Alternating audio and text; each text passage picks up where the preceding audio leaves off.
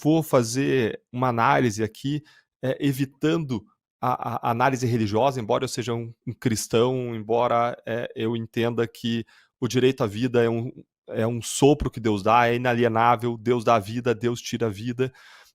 Mas eu vou fazer uma análise aqui mais ampla e com um cuidado aqui para respeitar os sentimentos das pessoas que eventualmente pensem em contrário e não também querendo condenar moralmente ou apedrejar quem eventualmente tomou uma decisão na sua vida que eu entendo que seja absolutamente equivocada de ter abordado, premida por situações difíceis da vida.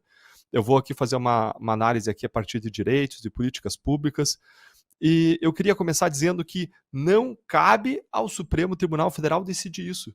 Gente, pelo amor de Deus, isso é matéria do Congresso Nacional, isso é matéria da sociedade, isso é política pública.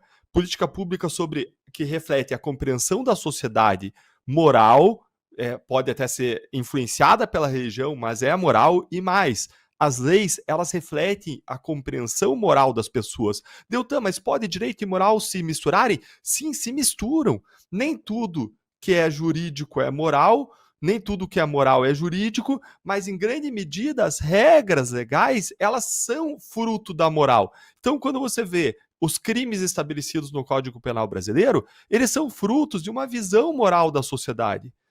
Quando nós consideramos errado um crime de falsificação, um crime de furto, um crime de roubo, um crime de homicídio, um crime disso, um crime daquilo, quando no passado se considerava a bigamia um crime, o divórcio chegou a ser criminalizado, isso é fruto de uma visão moral da sociedade de um determinado tempo, de uma determinada época. Então você não pode impedir a sociedade de expressar a sua visão moral por meio da lei. Isso é legítimo, isso é princípio majoritário. E você não precisa nem entrar em religião. E o Supremo Tribunal Federal tem que respeitar isso. E como que a ministra Rosa Weber, então, fez para ela entrar e quebrar esse princípio majoritário e desrespeitar essa visão da maior parte da nossa sociedade, que é uma visão muito clara, fruto de pesquisas, de opinião, uma visão muito clara de que é contrário ao aborto. Como que ela fez para entrar nessa questão, como Supremo Tribunal Federal, como tribunal que deveria julgar leis e não estabelecer políticas públicas? Como que ela fez? A alavanca que ela usou para entrar nisso foi dizer que ela estava entrando para defender os direitos de minorias. Mas, gente, isso é absurdo. Aí já entra um aspecto extremamente ideológico, porque como assim direito de minoria? Direito das minorias quem? Direito das minorias mulheres? Com minoria na sociedade, direito das minorias bebês, crianças no útero das mães, mais inocentes, mais desprotegidas, mais vulneráveis? Porque se ela quer defender os direitos reprodutivos de uma minoria de mulheres, vamos olhar então para a minoria das crianças na barriga das mães. Vamos olhar então para a minoria dos pais que podem não concordar com o aborto materno. Então é um argumento muito frágil.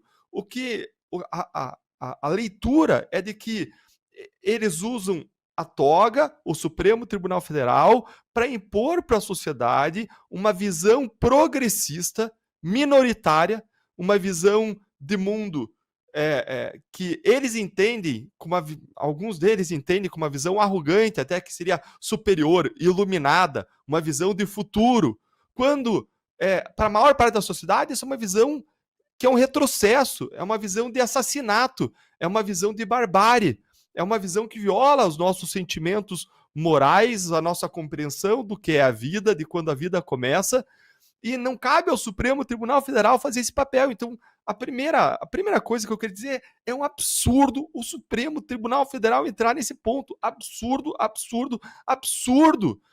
11 pessoas, como bem disse a Cris Serrão, querendo impor a sua visão de mundo sobre 200 milhões de brasileiros, sem ter esse mandato constitucional, sem serem nossos representantes para estabelecer políticas públicas. Então, o primeiro ponto é absurdo o Supremo estar analisando isso.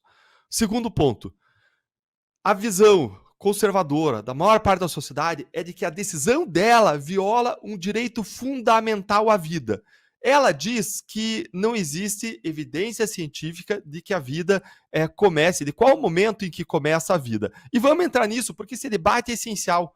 Vamos ver, lá nos 3 meses de idade já tem não só o bebê na barriga da mãe já tem a sua própria individualidade, que isso começa na concepção, determinada pela sua carga genética, ele já tem digitais, ele já tem um batimento cardíaco, ele já tem tipo sanguíneo próprio, não raro diferente da mãe, e já tem ondas cerebrais. Tudo isso aos 3 meses, que é quando ela autoriza que se aborte uma criança, que se mate uma criança. E se alguém tem dúvida sobre o momento, você tem que adotar um princípio de cautela.